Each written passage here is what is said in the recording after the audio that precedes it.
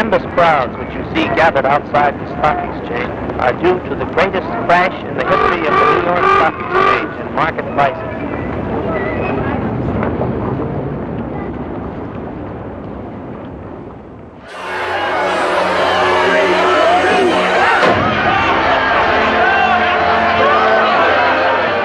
December 31st, New Year's Eve. The crash and its terrible consequences were still in the future. Financial leaders, everyone, celebrated what had been a decade of prosperity and boundless optimism. They thought the party would last forever. They called it the New Era.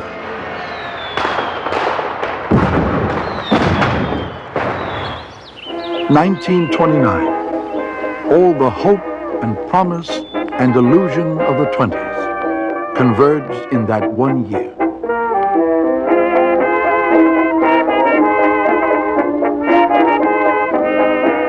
The United States is afflicted with new eras. Let us not think for a moment that the illusion, the aberration of the 1920s was unique. It is intimately a part of the American character.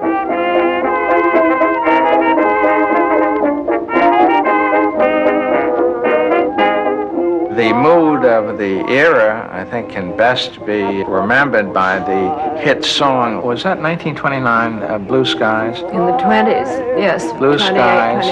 Smiling at me. Yeah. Nothing but blue skies do I see. Yes. Never saw the sun shining so bright. Never saw things going so right. Gray days, all of them gone. Nothing but blue skies from now on. Nothing but blue skies from now on.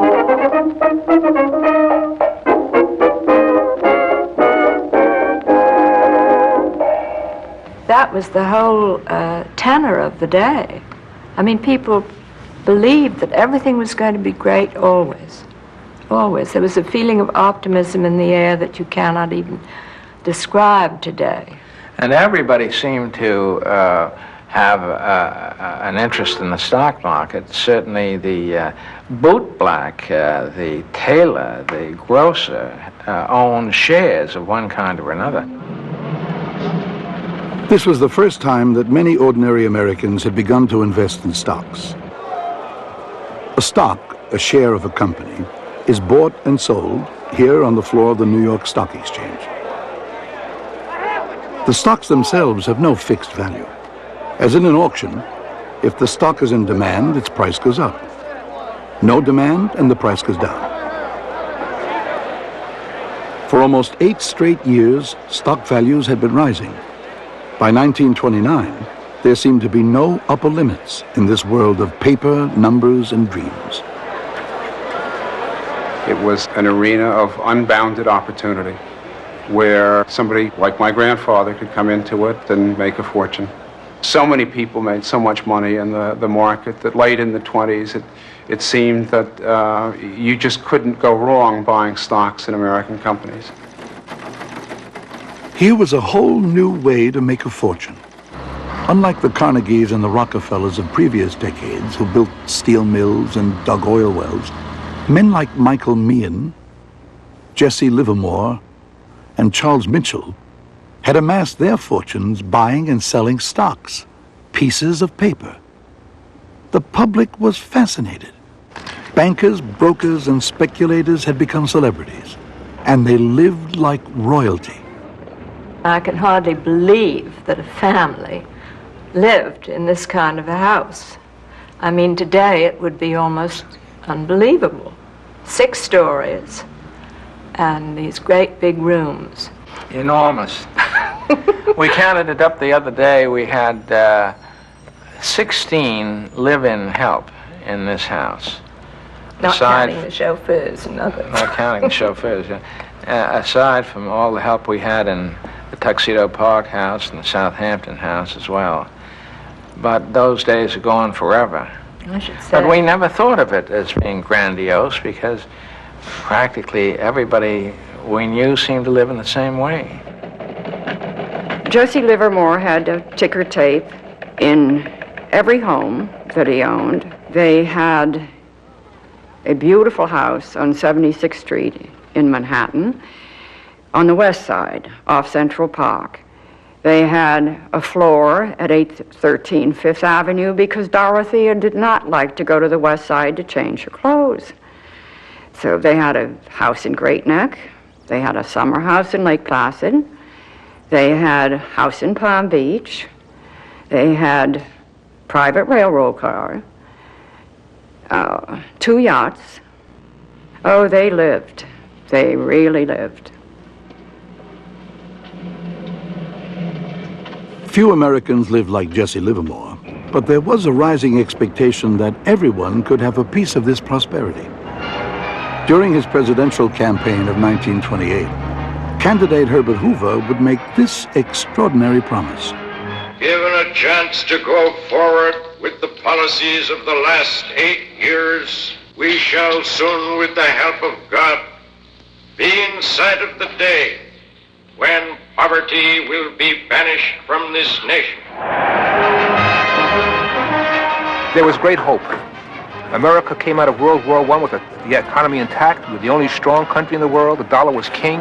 We had a very popular president in the middle of the decade, Calvin Coolidge, and an even more popular one elected in 1928, Herbert Hoover. So things looked pretty good.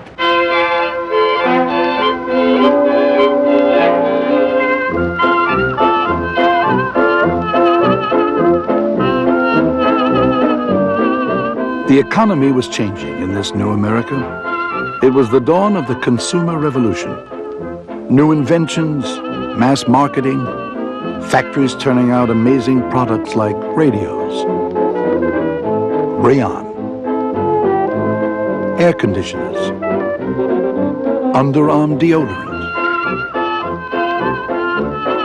This is a period in which the American household gets the washing machine, gets a refrigerator, goes off gaslight and gets electricity in some cities. This is a period in which people would buy little plugs to put into the outlets in the wall so the electricity wouldn't leak on the floor. What will they think of next was a 1920 saying. This new things were continually coming out, and there were new things which you could enjoy, not just for the few. One of the most wondrous inventions of the age was consumer credit. Before 1920, the average worker couldn't borrow money. By 1929, buy now, pay later had become a way of life. So there were changes, many changes in the way people viewed the world, and all of them optimistic. You extrapolate the curve, and what do you have? Permanent prosperity. That was a term one heard in the late 1920s. We're entered an age of permanent prosperity. Wall Street got the credit for this prosperity, and Wall Street was dominated by just a small group of wealthy men. Rarely in the history of this nation had so much raw power been concentrated in the hands of a few businessmen. Men like William C. Durant. It's almost impossible to realize the power and the significance of the men. In Flint, when Mr. Durant came to Flint occasionally, people used to say, Durant is in town. Just like that, Durant is in town. He was bigger than life. Earlier in the century, Durant had founded General Motors. Now, he made his money on Wall Street. Backed by Midwestern auto industrialists, he controlled so much money that he could single-handedly drive up the price of a stock and then sell, reaping huge profits. He was just at the apotheosis, at the maximum of his power. He managed, according to the voices of the time, according to what was said, anywhere between $2 to $5 billion, which in those days was fabulous. The market was filled with bulls, and he was the bull of the bulls. Durant came to Wall Street as one of the titans of industry. Jesse Livermore, whose fortune was estimated at over $100 million, never did anything in his life but play the market. Everything Jesse Livermore touched turned to gold, it seemed. All he had to do was to press a button and the stock would go up 10 points. And that meant, of course, that Jesse Livermore would make a lot of money. So the average American would look at this and say, gee, if only I knew what he was doing, I could make money too. How do you get in on Jesse Livermore's brains? Livermore was a speculator, pure and simple. He didn't study the health of a company. He didn't care whether it made a profit or paid a dividend. For him, the stock market was an abstract game of numbers. Money was not the end for this man at all. Money was a very peripheral thing for him. But beating the odds, winning the game, that was his objective. He was a numbers man. He lived by the numbers. He took an elevator by the numbers. He came into town by the numbers. Everything was done by numbers. When he left his house in the morning, he did not leave at 8:10. He left at 8:07. All of the policemen knew, because of his time schedule, that he would be going down Fifth Avenue, let's say at 8:37. Well, of course, traffic lights were hand-operated then. Had policemen on boxes. So the instant that they saw his car, the lights were green. He never stopped for a red light. The success of large speculators like Livermore and Durant lured smaller investors to Wall Street. But Charles Mitchell, president of National City Bank, virtually invented the idea of mass marketing stocks and bonds to the general public. This was a totally new idea and a huge success.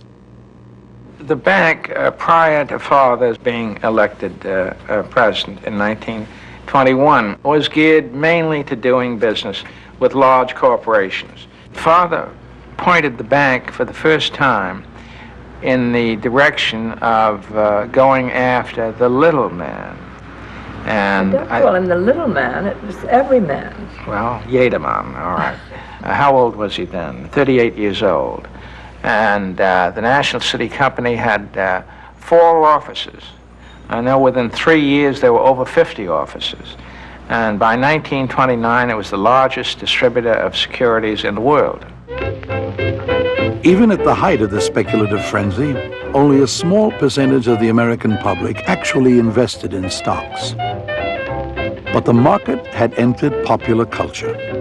Wall Street became Main Street. Everyone was talking stocks. Watching the ticker became a national sport. Popular magazines covered financial news. Dozens of bestsellers promised investors the inside track. Oh, what a feeling. You've got me feeling bigger and better than ever. The characters in the popular comic strip Gasoline Alley were investing in a company called Rubber Keyhole. Stock tips came from everywhere. Some investors followed the advice of Evangeline Adams, an astrologer. She was able to calculate the variations of the stock exchange so accurately that there was practically no difference to having read it in a ledger somewhere.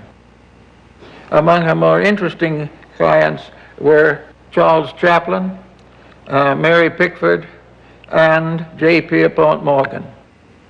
In February, Evangeline Adams looked at the stars and predicted a dramatic upswing in stock prices for the coming months. I'm looking up at the sky. I see the clouds rolling by. Hello, sunshine, hello. I'll say you long over. The stock market, once considered a highly risky place to put your money, was now beginning to attract a whole new group of amateur speculators. Among the new players was one Julius Marx. Everyone knew him by his stage name, Groucho. They were poor, and my father, it always affected my father, because he was always kind of thrifty and worried about his future and what would become of him when no one else wanted him as an actor anymore. So he was always saving money, turning off the lights and turning off the water around the house, even after he was in Hollywood and making a lot of money. Of all the Marx brothers, Groucho was the most financially conservative. In 1929, he took his life savings and put it in a sure thing, the stock market. He was always phoning a broker and getting hot tips and wanting to know what the stocks were, how they were doing. And if he wasn't on the phone, he would take me into Great Neck, which was a little village at the time, but they did have a stockbroker called Newman Brothers and Worms, and all these men who were investing in the market would all sit there in chairs like a little theater and watch the ticker tape go by. Groucho, along with record numbers of smaller investors, was borrowing money to buy stocks. It was called buying on margin. You only needed 10% down.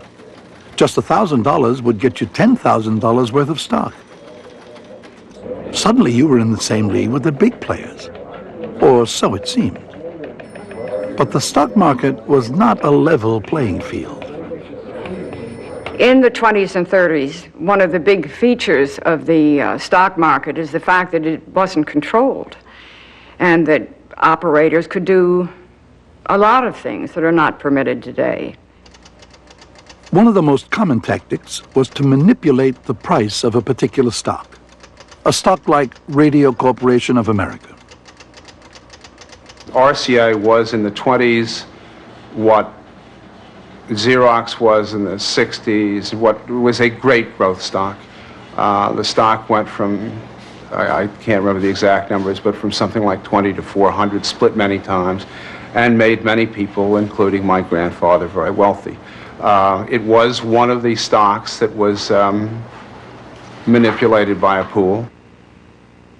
Wealthy investors would pool their money in a secret agreement to buy a stock, inflate its price, and then sell it to an unsuspecting public. Most stocks in the 1920s were regularly manipulated by insiders, like RCA specialist Michael Meehan. In those days, that was legal, and it was quite common practice for a group of Wall Streeters to take a stock in hand, and they would acquire a position in the stock early on, and then they would see to it that there was good press on the stock, a lot of publicity. I would say that practically all the financial journals were on the take. This includes reporters for the Wall Street Journal, the New York Times, the Herald Tribune, you name it. So if you were a pool operator, you'd call your friend at the Times and say, look, Charlie, there's an envelope waiting for you here, and we think that perhaps you should write something nice about RCA. And Charlie would write something nice about RCA. A publicity man called A. Newton Plummer had canceled checks from practically every major journalist in New York City.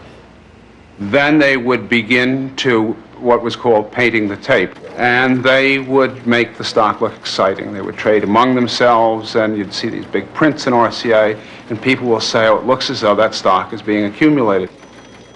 Now, if they are behind it, you want to join them. So you go out and you buy stock also. And what's happening is the stock goes from 10 to 15 to 20, and now it's at 20, and you start buying.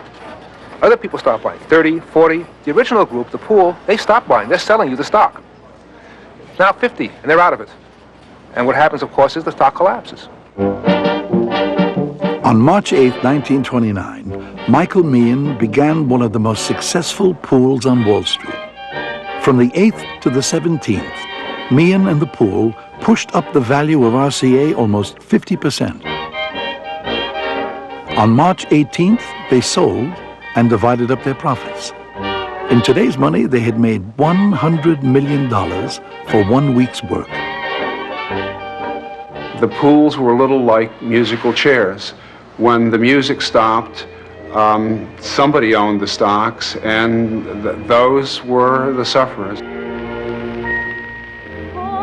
If small investors suffered, they would soon be back for more. They knew the game was rigged, but maybe next time they could beat the system. If you want the rainbow, you must have the rain.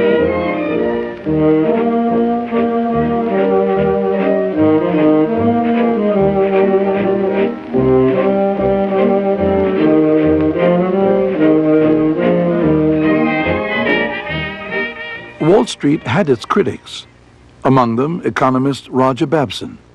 He questioned the boom and was accused of lack of patriotism, of selling America short. Roger Babson warned of the speculation, said there's going to be a crash, and the aftermath is going to be quite terrible.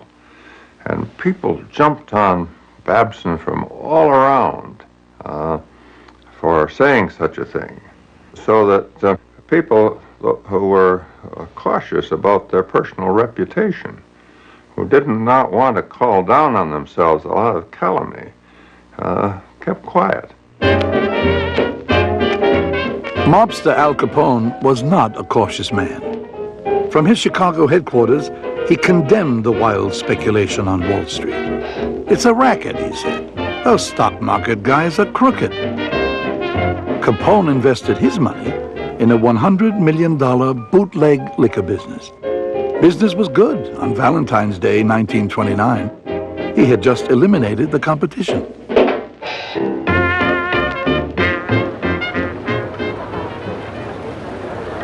March 4th, Inauguration Day. Republican President Calvin Coolidge had run his administration on the belief that business was the basis of America's prosperity. Government should not interfere. Herbert Hoover had won a landslide victory promising to carry on the tradition. This was a time in our history when governments did not, as now, take responsibility for the economy. They presided over it, but the level of economic activity and the level of economic growth and the stability of prices were not yet everyday concerns of the president. And what Coolidge did was to say how wonderful times were, how happy everybody was going to be, and how prosperous everyone was going to be.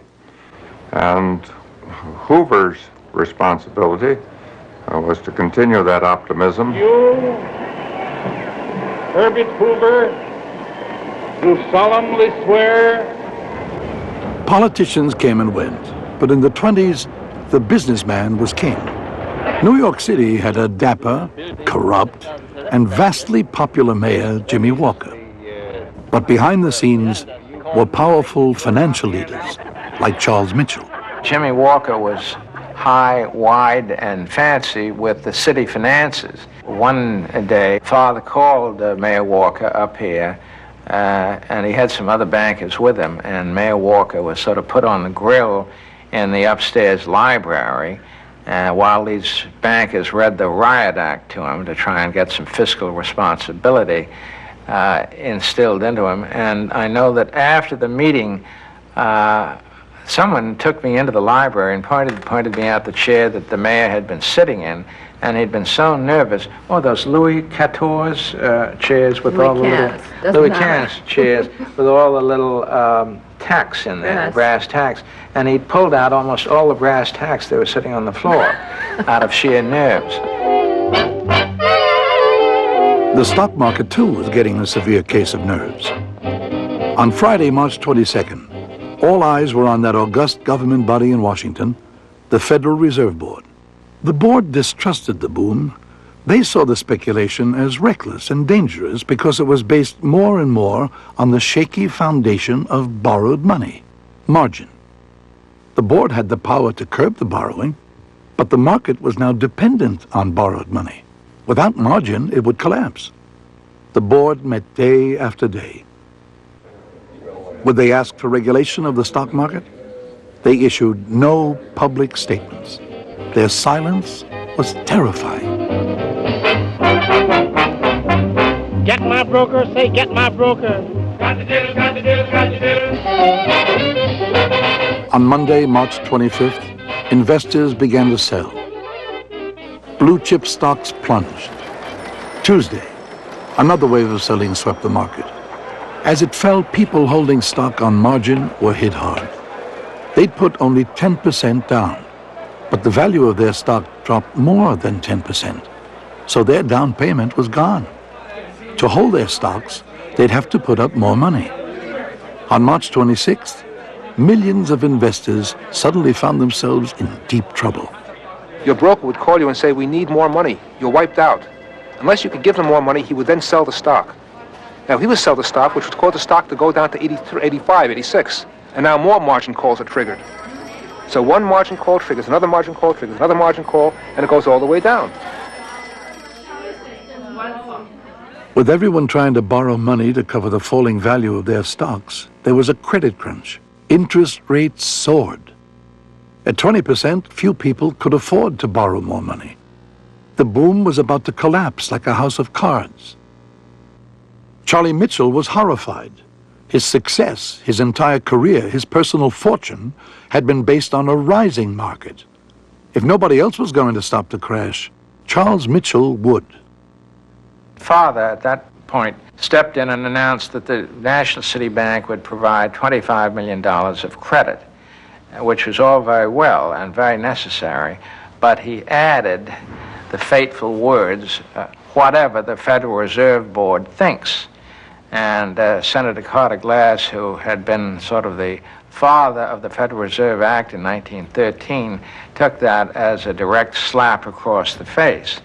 But whatever Senator Glass thought, immediately the credit crisis was alleviated. In fact, within the next 24 hours, call money went from 20% to 8%, and that stopped the panic then in March. The next day, the market rallied. The Federal Reserve Board remained silent, tacitly accepting defeat. The hero of the day was Charlie Mitchell. He had single-handedly stopped the crash of '29.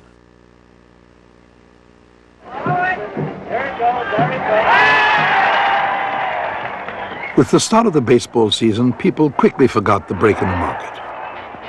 New events filled the papers. There was a crisis in Nicaragua, where the nationalist hero Augusto Sandino was threatening American Marines.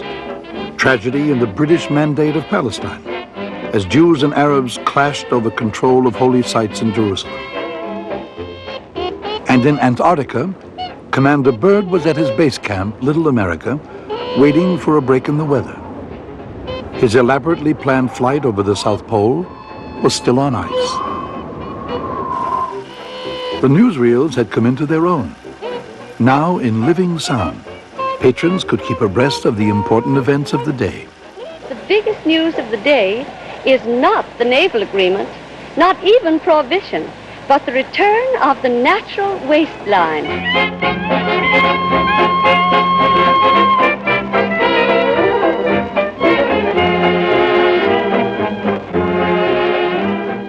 Dorothy Livermore was a typical flapper. She has to embody the 20s. She would do almost anything on an impulse. She had some priceless pieces of 18th century furniture. But the house had settled, and the floors were not level. But Mrs. Livermore didn't like to spend money that didn't show. So instead of having the hoists put underneath, she simply solved the problem by having the legs of the furniture cut off to fit the sloping floors, so that the tops of all the furniture were level, but of course the legs were on different angles. And this was her typical solution. As long as the tops were level, everything was fine. Everything was not fine that spring with the American economy. It was showing ominous signs of trouble. Steel production was declining. The construction industry was sluggish. Car sales dropped. Customers were getting harder to find. And because of easy credit, many people were deeply in debt. Large sections of the population were poor and getting poorer. Just as Wall Street had reflected a steady growth in the economy throughout most of the 20s, it would seem that now the market should reflect the economic slowdown. Instead, it soared to record heights. Stock prices no longer had anything to do with company profits, the economy, or anything else. The speculative boom had acquired a momentum of its own. This is the nature of mass illusion. Prices were going up. People bought. That forced prices up further. That brought in more people. And eventually the process becomes self-perpetuating. Every increase brings in more people convinced of their God-given right to get rich. The 20s was a decade of all sorts of fast money schemes. 3 years earlier, everyone was buying Florida real estate. As prices of land skyrocketed, more people jumped in hoping to make a killing. Then, overnight, the boom turned to bust, and investors lost everything. Florida, folks, sunshine, sunshine, perpetual sunshine all the year around. Let's get the auction started before we get a tornado. Right this way, step forward, everybody. In May, the Marx Brothers were before the cameras with their first film, The Coconuts. Its subject, the Florida land boom. Now, in 1929, the gullibility of those naive speculators was something to laugh about. 800 wonderful residences will be built right here. Why, they're as good as up. Better. You can have any kind of a home you want to. You can even get stucco. Oh, how you can get stucco.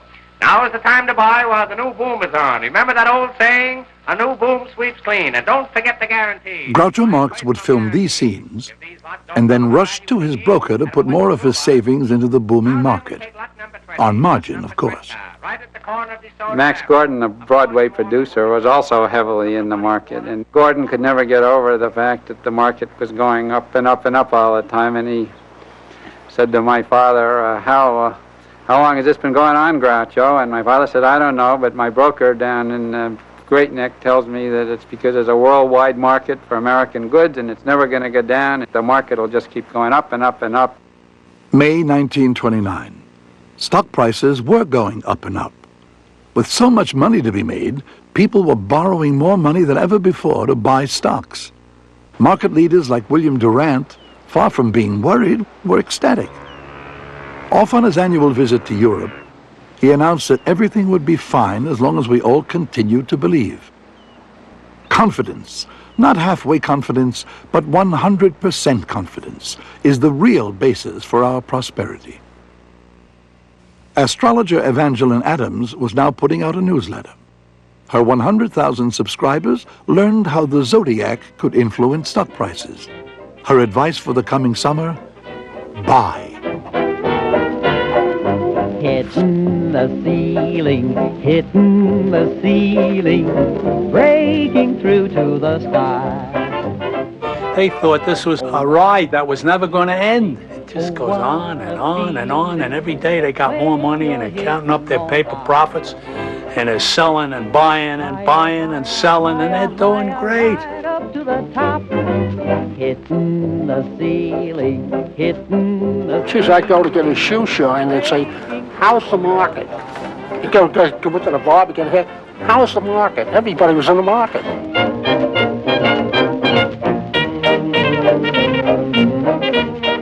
They were people who were looking for the one lucky break. People who were just hoping that they'd strike it right. You know, they take a rifle, you aim it in the ocean, and you hope to hit a fish. Along with the market, temperatures soared that summer. It was a record heat wave and a record 3 months at the exchange. Some stocks doubled in value. In June, the New York Times index of stocks rose 52 points. In July, another 25.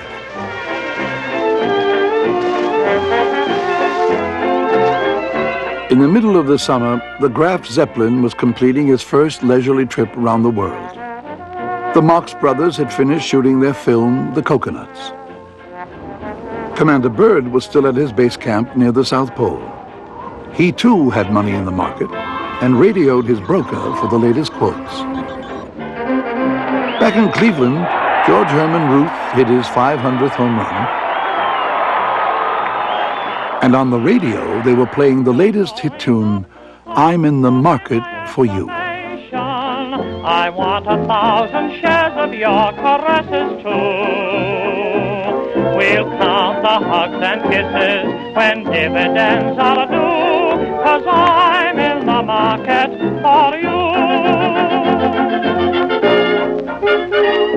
On August 17th, Michael Meehan's brokerage firm launched a new service. One of my grandfather's innovations was putting brokerage houses on the ocean liners. The first went on the Berengaria, and that allowed you during the, whatever it was, 6 or 7 day passage to Europe, if you were such a stock market addict that you couldn't stand the withdrawal for that period, you could walk into the office and place your order to buy or sell 100 shares of General Motors or General Electric or whatever, and they would radio that order back to New York. It was being very modern at the time. They were very wealthy people on the transatlantic liners, and it gave them something to do. At sea and on land, everyone seemed to be making money.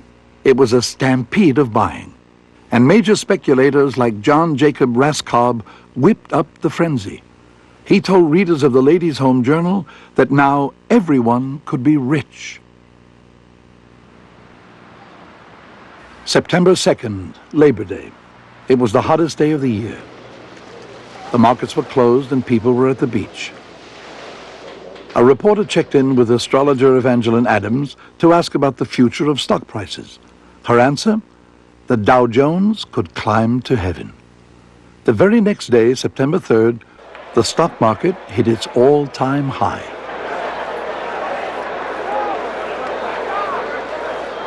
My father and I had an ongoing discussion about the stock market. And I used to say, Pop, everybody's getting rich but you. You work so hard and you're never going to make a nickel. All you do is you keep delivering these newspapers and that's about it. The guy who's shining shoes is in the stock market. The grocery clerk is in the stock market. The school teacher's in the stock market. The teller at the bank is in the stock market. Everybody's in the stock market. You're the only one that's not in the stock market. And he used to sort of laugh and say, you'll see, you'll see, you'll see. On September 5th, economist Roger Babson gave a speech to a group of businessmen. Sooner or later, a crash is coming, and it may be terrific. He'd been saying the same thing for 2 years, but now, for some reason, investors were listening. The market took a severe dip. They called it the Babson break.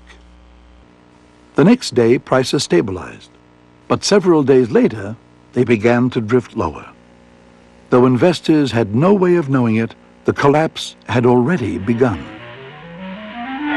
In the weeks to follow, the market fluctuated wildly, up and down. On September 12th, prices dropped 10%. They dipped sharply again on the 20th. Stock markets around the world were falling too. Then on September 25th, the market suddenly rallied. I remember well that I thought, why is this doing this?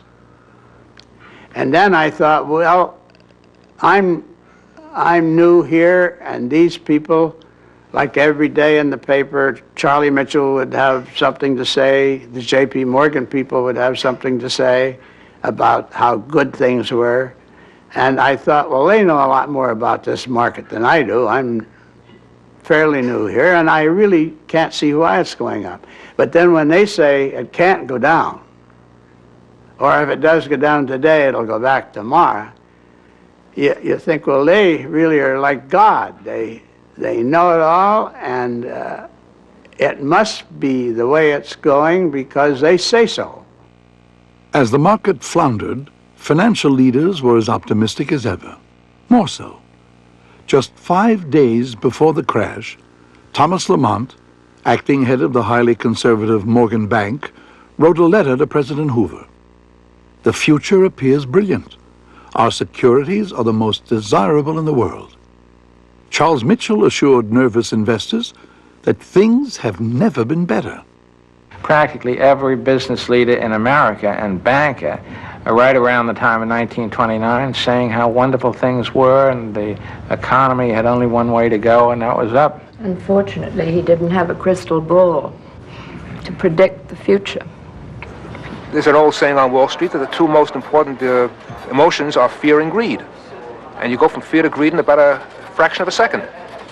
So you're very, very greedy. And you say to yourself, I want to make more. And then the market goes down 10 points and you get frightened. I want to keep what I have, so you sell everything. And that's how you have a panic. So you can have a panic on the upside, people rushing in to get in before the train takes off, and a panic on the downside, trying to get off the train before disaster hits. Monday, October 21st. Hoover, along with the political and financial leaders of the country, arrives in Dearborn, Michigan, to celebrate the 50th anniversary of Edison's invention of the light bulb. The host is Henry Ford. The country is reminded that in 50 short years, men like Ford, Durant, and Edison had transformed America from a third-rate power into the industrial giant of the world. And while they celebrated, their world was beginning to fall apart. There came a Wednesday, October 23rd, when the market was a little shaky, weak. Whether this caused some spread of pessimism, one doesn't know. It certainly led a lot of people to think they should get out. And so on Thursday, October the 24th, the first Black Thursday, the market, beginning in the morning, took a terrific tumble.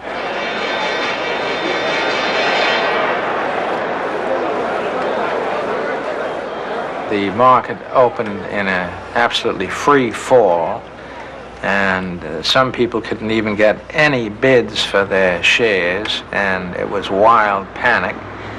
And an ugly crowd gathered outside the stock exchange, and it was described as making weird and threatening noises. It was indeed one of the worst days that had ever been seen down there. There was a glimmer of hope on Black Thursday. Directly across from the New York Stock Exchange was a low, stately building, the House of Morgan. 22 years earlier, J. Pierpont Morgan had stopped the panic of 1907. October 24th, high noon. All eyes were now on acting head Thomas W. Lamont. Tom Lamont called a number of the other bankers, like Charles Mitchell of the National City Bank, and people from the Bankers Trust, and Albert Wiggin of the Chase Bank, and so forth. There were about a half a dozen of them there. And they were gathered together to really discuss what they could do to stem this tremendous onslaught of selling stocks on the stock exchange that was taking place. About 12:30, there was an announcement that this group of bankers would make available a very substantial sum to ease the credit stringency and support the market. And right after that, Dick Whitney made his famous walk across the floor of the New York Stock Exchange. Richard Whitney, vice president of the exchange, was chosen by the bankers to be their representative. At 1:30 in the afternoon, at the height of the panic, he strode across the floor and in a loud, clear voice ordered 10,000 shares of U.S. Steel at a price considerably higher than the last bid. He then went from post to post, shouting buy orders for key stocks. Stood up on one of the seats at the post, and he said, I give 45 for 50,000 Standard Oil. And everybody started to applaud. Oh, the crash is over. His Morgan's putting his money in. Maybe the crash is over. And sure enough, there seemed to be evidence that the bankers had moved in to end the panic. And they did end it for that day. The market stabilized and even went up. The New York Times said that thanks to the formation of this bankers pool, most observers felt that the panic and the great sell-off was over.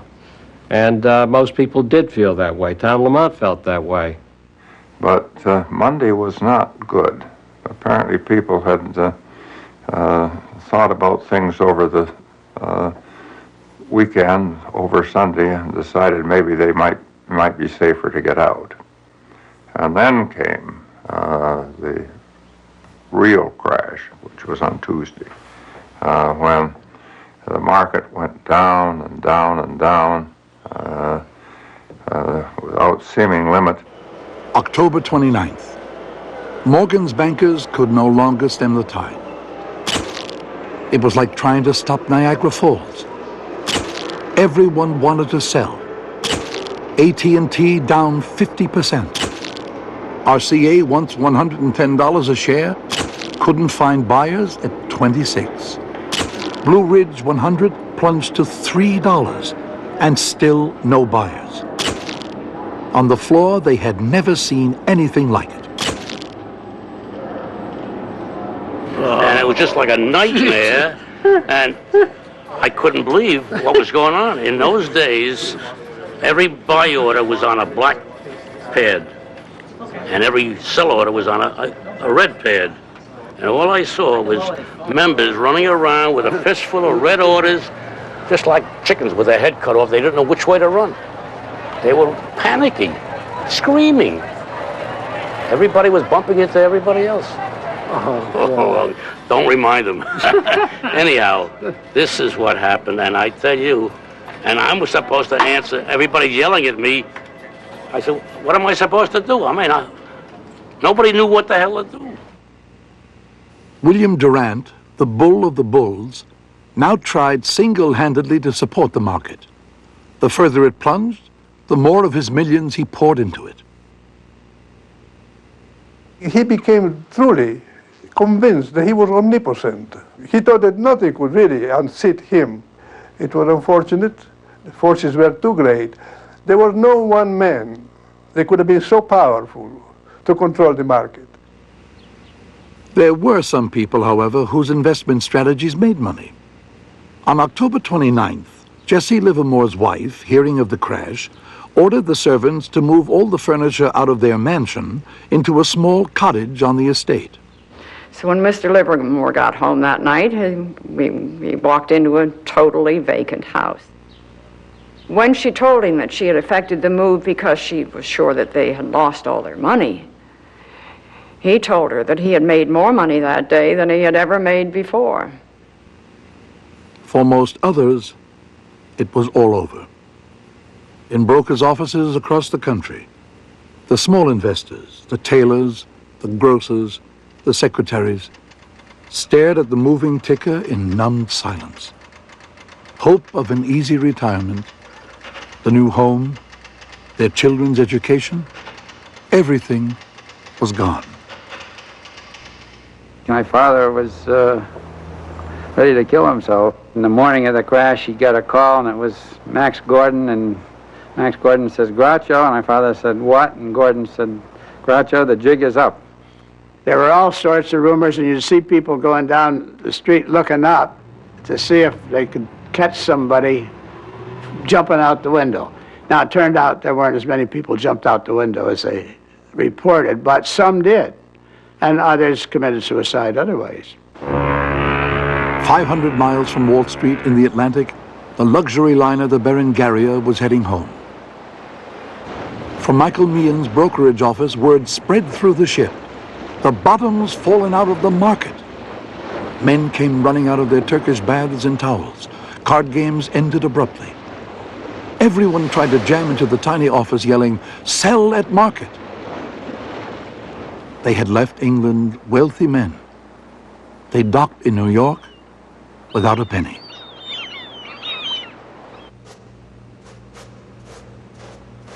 There's nothing unique about this. It is something which happens every 20 or 30 years, because that is about the length of the financial memory. It's about the length of time that it requires for a new set of suckers, if you will, a new set of people capable of wonderful self-delusion to come in and imagine that they have a new and wonderful fix on the future.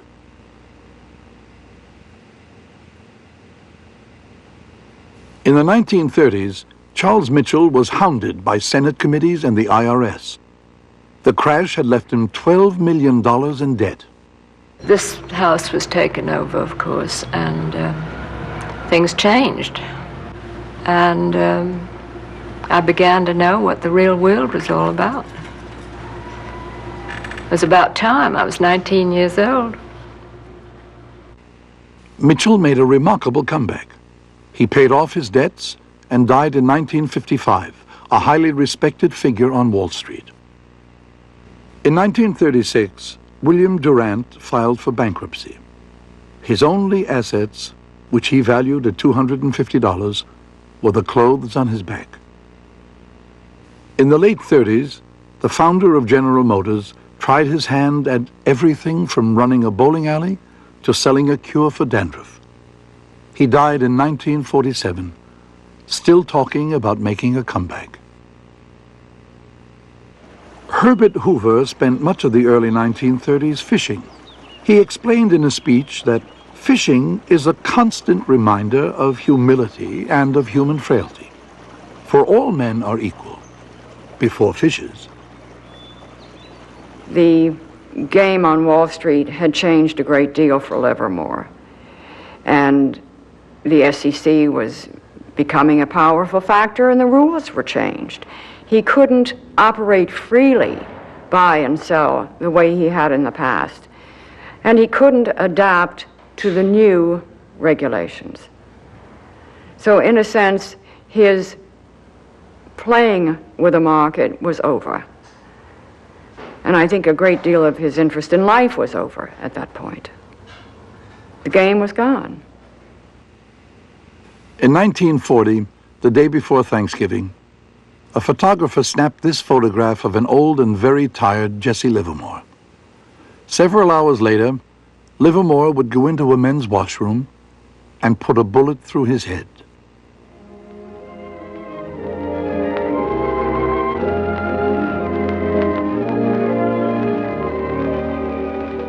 At the end of 1929, as they celebrated New Year's Eve, all that lay in the future.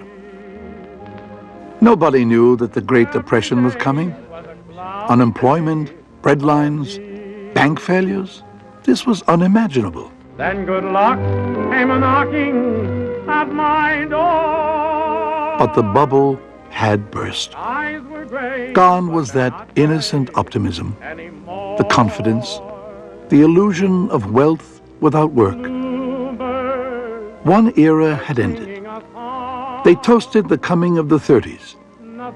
But somewhere, deep down, they knew the party was over. Blue sky smiling at me, nothing but blue skies do I see. Next time on American Experience, he was the world's fastest human. The quintessential Olympic hero. But his triumph was in more than just a race. The Olympics were to be a symbol of German racial superiority. Jesse Owens, next time on American Experience.